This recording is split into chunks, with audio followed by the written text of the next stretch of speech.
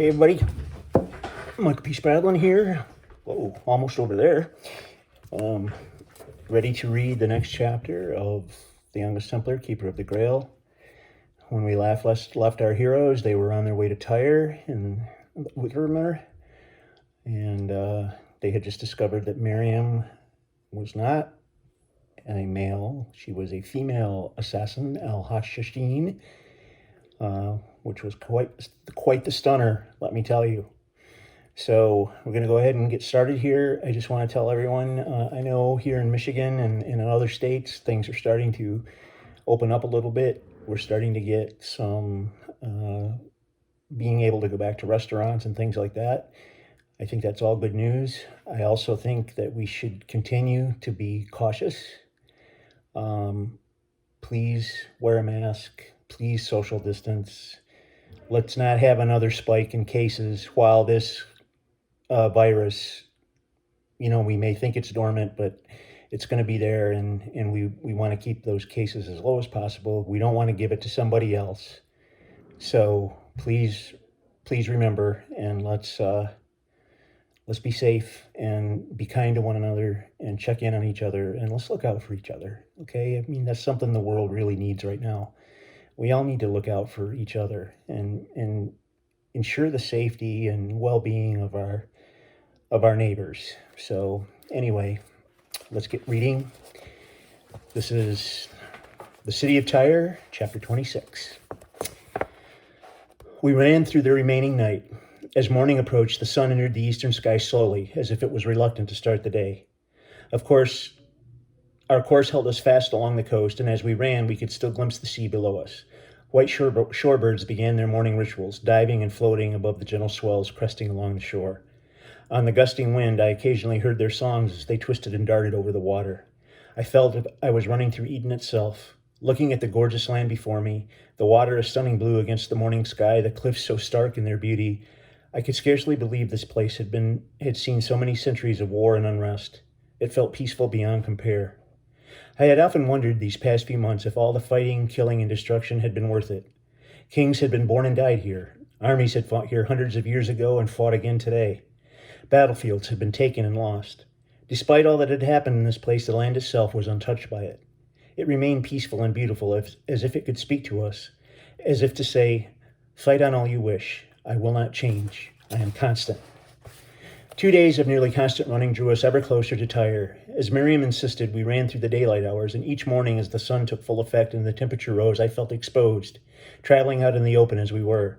I argued that we should move inland if we were to continue this way.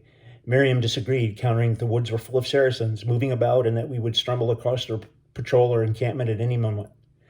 Running along the coast, at least we would see anyone coming from quite a way off. Then we could climb to the shore below and hide among the rocks. This time Robart agreed with Miriam. So on we ran. I had no idea how close we were to Tyre, but I felt it couldn't be much further. If we had been traveling on the road, I think we would have begun to seeing merchants and traders and other traffic heading to the city, or perhaps the road would have been full of Saracens running on the open shoreline. It felt as if we were the only people in the world. I knew that nearer we drew to Tyre, the closer to the main road we would come, and because of the city set right on the coast. At that point, perhaps we would try to blend in with the traffic on the road and make our way to the city unnoticed. Not knowing what lay ahead, I suggested we stop for a moment to check over our weapons. Robart tended to his bow while I examined my swords. Given the fact that Miriam had remained truthful thus far, I decided to return her daggers. As I fished them from my bedroll, I noticed how beautiful they were. The blades were polished to a high sheen, and the hilts were made of gold and bejeweled. They must have been worth a great deal. I handed them to Miriam first. She looked at them briefly, and then almost faster than I could see, flipped them around and secured them in the sleeves of her tunic. Robart looked at me with wide eyes. I was glad Miriam was on our side, at least temporarily. Well past noon, we crested another ridge, and there in the distance lay Tyre. The sky was crystal clear, and I could see smoke from fires, ships moving in and out of the harbor, and all the other signs of life in a city. It was perhaps 3 leagues away, and indeed the main road merged out of the hills to the south, leading straight to the city gates. I suggested that we cut inland to the road. We were less likely to be noticed than if we approached the city along the shore. Robart and Miriam agreed, and we headed south. Before long, we re-entered the woods and soon had the road in sight. We paused, hiding in the underbrush and watching what passed by and before we continued. For all we knew, Tyre could already be under Saladin's control.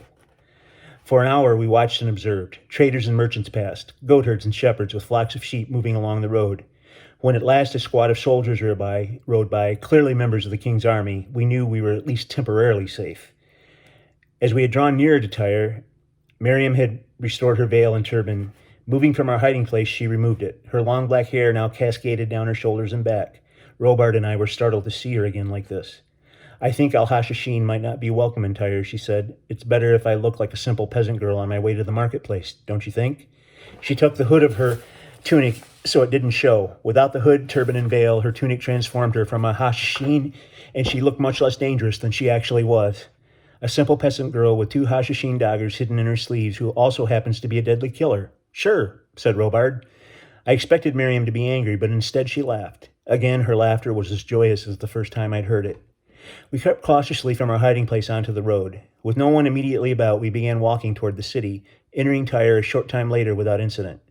Tyre was bustling and round, reminding me somewhat of Dover, but its marketplace was larger and more crowded, with a curious mix of new smells: cooking meat, the ocean, spices and incense, the earthy smells of camels, and 1,000 other scents I could not identify. It was hot in the afternoon sun, and the merchants and shopkeepers did everything they could to remain in the shade. What now? Robard asked. I need to find the Templar commandery immediately, I answered, then locate the marshal and to talk to him about what we've seen. I glanced at Miriam, worried that I might have given something away, but her expression was blank. Although I felt at this point I could trust her, I did not wish to tempt her Hashashin nature. How do we find the commandery? Robard asked. I don't know. It should be easy to spot. They'll have the banner flying. There was supposed to be a large force here. Perhaps we should split. Miriam interrupted me. Oh, for the grace of Allah, she snorted. Why don't you just ask for directions? Rolling her eyes, she stopped up to a vendor at a nearby stall, speaking to him in Arabic. He answered her, pointing over his shoulder. This way, she said. Wait, Miriam, I said. You have delivered us safely to Tyre as promised. You fulfilled your obligation. Robard and I can take it from here. Miriam looked at me and then Robard. She studied his face for several seconds. Well, I can accompany you to the commandery at least. I don't mind. Besides, you may need me to translate for you if you get lost, she said. With no time to argue, I agreed. The marketplace at Tyre was a maze. The pathways through it twisted and turned, and weaving through the rug merchants, food sellers, and other stalls and shops. At every one of them, someone hollered at us to purchase something. I stopped at one point to buy each of us a lamb skewer, which a man sold hot off the fire. We devoured the meat in an instant, as we had hardly had time to eat the previous 2 days. Continuing to walk, I tried to organize my thoughts. I needed to inform the Templars of the impending attack. They would contact the king's military advisors and formulate a strategy. I would also inform them of the fall of Acre if they hadn't already received word. Then I needed to find passage on a ship to England, but I must be careful. Sir Thomas had warned me that even knights of the Temple had gone nearly mad trying to possess the Grail. Passing through the marketplace, we found a cobblestone street leading along the eastern edge of the city. Miriam said the commandery was not too far away now, and for some reason, the closer we got, the more nervous I became. As we passed an alleyway leading between 2 large buildings, I had a thought. Can both of you wait here a moment? I asked. I need to find a place to, well, you know. Robard laughed, and he and Miriam nodded. I headed down the alley. It wasn't straight, curving back and forth the farther along I went. Finally, I reached a quiet spot. Glancing around and seeing no one about, above me, clothing dried in the sun on a line tied between 2 buildings. A few empty barrels were stacked next to a door that led to the rear of one of the structures. A small yellow dog lay in the brief shade of the doorway, but its eyes were mostly closed as it napped in the heat of the afternoon sun. The coast was clear. Moving several feet down the alley from the doorway, I found my spot. Kneeling in the dirt, I used a small knife from my satchel to make a foot-long scratch in the side of the building very near the ground. I rubbed a handful of sand over the fresh scratch so that it was still visible but did not look newly made. With my knife, I scooped out a hole in the sand directly below the mark on the wall. I hesitated for a moment, wondering if I should take Sir Thomas's letter with me to the commandery. I might need it to prove my identity. But I finally decided it was safer to keep it for some future point in my journey. It shouldn't be that difficult to convince the local commandery who I was. I placed Sir Thomas's letter and ring at the bottom, and after removing all my other possessions from the satchel and double-checking to make sure that I was not being watched, I lifted out the Grail and sent it gently in the hole. Then I covered it all with sand, smoothing it out with my hands. I repacked my possessions and stood up, walking back and forth over the spot numerous times, scuffling my feet. When I was finished, it looked like it had never been dug up at all. As I turned back, the small dog lifted up its head to watch me. It yawned, stretching as I passed by, and I reached down to scratch it behind the ears. A scrawny dog, it appeared as if it hadn't had much to eat recently. Inside my satchel, I had a few dates I had saved, and I tore one into smaller pieces, holding them out for the dog to examine. She hungrily snatched them up, giving her the rest of what I had, and the little mutt licked my hand before dropping her head back down and drifting off to sleep. Miriam and Robard were standing where I'd left them, fidgeting. I was sure they hadn't spoken a word to each other since I'd been gone. Robard was doing everything in his power to look at anything but Miriam. "Thanks," I said. "Let's go." We continued down the street, and before long the commandery appeared, a Templar banner hanging from the roof. The sight was comforting. I felt relieved to see something so familiar. The front gate to the grounds was guarded by a single sergento. Dust lined his face, and he sweated in the heat. His expression said he'd rather be anywhere but on guard duty. "Miriam," I said, "I think this is where we should say goodbye." Sadness flitted across her face, but then she nodded. "Thank you for guiding us here. I hope that you will make it safely to wherever you are going next," I said. "Goodbye, Tristan. Goodbye, Archer. I hope our paths will cross again sometime," she said. I felt like I should say more, but I had no idea what. She looked at me expectantly, but then turned her gaze on Robard. No matter what she was, I no longer felt like she was my enemy, and I don't think Robard did either, although he was probably loath to admit it. "Yes, well, goodbye. Nice knowing you. Thanks for not killing us while our backs were turned," he said. To my surprise, Miriam laughed. Her hand darted out, and she briefly squeezed Robard on the forearm. Robard's face turned red at her touch, and he was suddenly consumed by a coughing fit. With a smile, Miriam turned and strolled off down the street. Robard and I watched her go, then turned toward the guard. "State your business," he ordered as we approached.